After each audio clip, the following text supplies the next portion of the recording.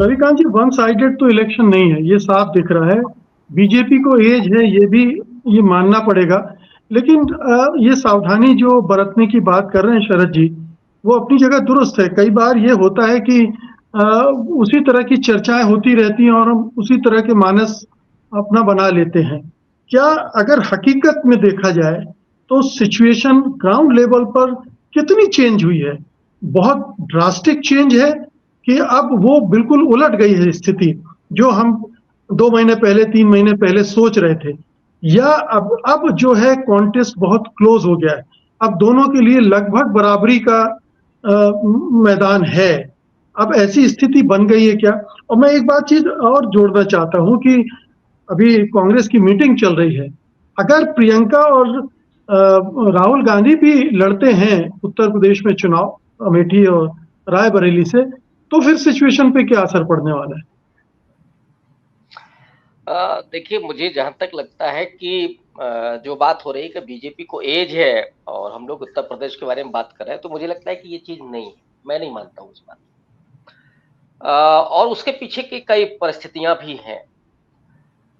ये शरद जी की बात सही हो सकती है कि जो शहरी इलाके हैं वहां से वोटर्स निकला है, लेकिन वो वही कॉलोनीज हैं जहां पे बाकायदा शाखा लगती है। लेकिन ठंडापन इस समय आरएसएस में भी है। मोदी जी ने सिर्फ भाजपा पर ही कब्जा नहीं किया है, मोहन भागवत को वो मंदिर में अपने नीचे भी बिठा चुके। ये भी आरएसएस इस बात को बखूबी जानता है। और मेरी भी तमाम ऐसे लोगों से बात होती है, तो एक तो वो ठंडापन है, वो जोश नहीं है। नंबर 2, जो नरेंद्र मोदी की तरफ से 400 पार का नारा आया और उसके बाद जो रिएक्शन हुआ, खास करके दलितों में, आदिवासियों में और अल्पसंख्यकों में, और ये ऐसा रिएक्शन है, जो भी बात कही जा रही थी कि 2019 में सपा और बसपा एक साथ आए थे, वो अर्थमेटिक था, केमिस्ट्री नहीं थी उसमें। ये बात उस समय हम लोग भी देख रहे थे। और विपक्ष ने वो चुनाव छोड़ दिया था पुलवामा के बाद। इस समय विपक्ष मजबूती के साथ चुनाव लड़ रहा है, नंबर 1। नंबर 2, पूरे जनमानस में आप देखिएगा, इवन जो खांटी भाजपाई होगा, उससे भी आप बात करेंगे तो वो खुश नहीं।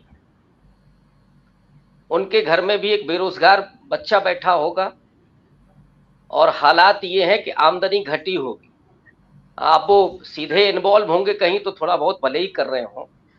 ये जरूर हुआ है कि नव नेकरवादी थोड़ा ज्यादा सफल हो गए, जो बाद में नेकर पहन करके आए, उनको हम लोग नव नेकरवादी कहते हैं, तो वो ज्यादा पा गए। ये भी एक निराशा है आरएसएस के लोगों में है कि साहब जो बाद में आए और जिन्होंने थोड़ा चापलूसी की वो तो माल मलाई खा गए, और हम तो पिछले 4 दशक से काम कर रहे हैं और कुछ नहीं हुआ। तीसरी बात, जो 10 साल की मुश्किलें हैं, जो एंटी इनकम्बेंसी है, उसमें 2 बड़े फैक्टर, महंगाई और बेरोजगारी, और ये हर जाति धर्म में। और अगर बढ़त होती बीजेपी को तो नरेंद्र मोदी वो भाषा कभी नहीं बोलते। 10 साल की भी जो मर्यादा थोड़ी बहुत उन्होंने बनाई थी 2014 में आने के बाद, उस मर्यादा को भी उन्होंने क्रॉस कर दिया। और मैं अगर थोड़ा सा आंकड़ों की बात करूं तो आंकड़े ये कह रहे हैं, अगर पिछले हम लोग 3 दशक की बात करें, कि 60% के अगर नीचे वोटिंग होती है तो बीजेपी को लॉस होता है। 60% के ऊपर ही बीजेपी को फायदा हो रहा है। 1999 से अगर हम चलें, उस समय 59.99% वोट पड़ा था पूरे देश में और अटल बिहारी वाजपेयी की सरकार बनी थी। 2000 में जैसे आप पाते हैं, 2004 में ये वोट परसेंटेज थोड़ा ही घटता है, 2-2.5%, और सीधे सत्ता से बेदखल होते हैं। 58% वोट 2009 में भी, ये करीब 4 और 9 में बराबर वोट पड़ा है, उसमें भी बीजेपी बाहर है। लेकिन 8-9% का जंप होता है 2014 में, सीधा 58% से 66%, और बीजेपी की सीटें 282 होती। फिर 2019 के चुनाव में 67%, माने 1.25% का इजाफा हुआ और बीजेपी को सीटें मिलती हैं 303। इस बार जो वोटिंग का पैटर्न है, आप देखिएगा नॉर्थ इंडिया में जो हिंदी पट्टी है, जिसे कई बार हम लोग गोबर पट्टी भी कहते हैं, उत्तर प्रदेश में, बिहार में, मध्य प्रदेश में, राजस्थान में, थोड़ा सा हरियाणा में, महाराष्ट्र में वोट परसेंटेज गिरा है, बिलो 60 है। ये क्या दिखा रहा है? देखिए, डेमोक्रेसी का जो डेवलपमेंट है, दुनिया के किसी भी आप महाद्वीप में चले जाएं, खास करके पश्चिम में जाएं, तो वहां डेमोक्रेसी को मजबूत बनाया वहां के पढ़े लिखे लोगों ने, जो थोड़ा सा मिडिल क्लास है। रविकांत जी, अगर उत्तर प्रदेश को सीमित रखें हम, क्या ये जो आप यार डिस्ट्रिक्ट बना रहे हैं वो यूपी पर भी एज इट इज लागू करें, या यहाँ के समीकरण कुछ अलग बन रहे हैं, बन गए हैं? वही बस मैं एक बात करके फिर वहीं आ रहा हूं।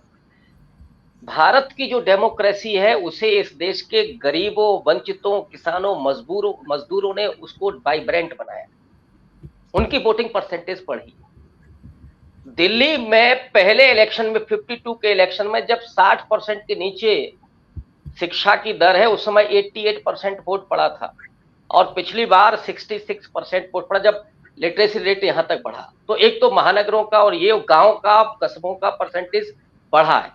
उत्तर प्रदेश में आप देखिए, पहले फेज में जो वोटिंग हुई है उसमें तकरीबन 5% का कमी आई थी पिछले वाले इलेक्शन से, और उसके बाद ये चिंता की लकीरें बढ़ी।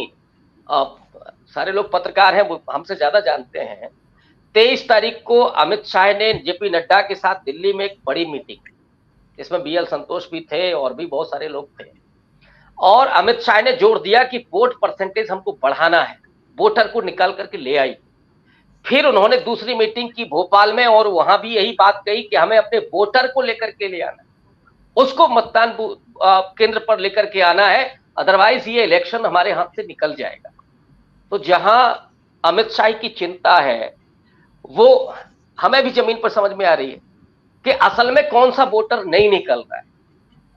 वो वोटर है, भाई धूप कौन नहीं खा सकता, जो रह रहा है 18 डिग्री सेल्सियस पे एसी में, वो ये सहन नहीं कर सकता। लेकिन जो गांव का है, जो किसान है, जो मजदूरी कर रहा है, जो दलित है, वो तो बेचारा इसी में जी रहा है, इसी में मर रहा है। जो अल्पसंख्यक है, उसकी तो जिंदगी का सवाल है, वो तो खड़ा हुआ है। और यहां तो मोदी जी ने कह दिया 400 पार, तो वो तो ठीक है, मुतमईन है पहले से। दरअसल आरएसएस का कैडर इस बार उत्साहित नहीं है। 22 जनवरी को पूरे देश में जिस तरह से हुआ था भगवा में, इस समय कहीं मोदी मोदी नहीं है। मोदी बेब नाम की चीज खत्म है, बल्कि मैं तो ये देख रहा हूं कि एंटी मोदी बेब चल रही। लोग जो नहीं बोल रहे थे डर के मारे, मैंने परसों कानपुर में एक पत्रकार से बात की, उसने मुझे आश्चर्य के साथ कहा कि ये चुनाव तो पलट गया है, क्योंकि महीने भर पहले जब वो बात कर रहा था तो लोग मोदी जी की तारीफ कर रहे थे, और अब 90% लोग कह रहे हैं कि नहीं साहब, अब बहुत हुआ, बस प्रणाम करने की बारी आई है। हमारे घर में दवा नहीं है, आपने कहां पहुंचा दिया महंगाई जी। लोगों को मिला क्या है? आप वो हिंदू मुसलमान पे, और ये देश, मैं फिर से दोहराऊंगा इस बात को, इस देश का हिंदू कभी भी हिंदू मुसलमान पे वोट नहीं करता। आप कितना भी नैरेटिव चलाएं, कि मोदी जी की कामयाबी का एक ही नुस्खा था, सोशल इंजीनियरिंग, और वो इस बार अखिलेश यादव ने कर दिया। मोदी जी उसमें कामयाब नहीं हुए, उनको रिपीट करना पड़ा अपने तमाम सांसदों को। ये सबसे बड़ा फेलियर है, और कोई आपके पास वेब नहीं है कि लोग लौटे वोट करने के लिए मोदी जी को, ये है नहीं।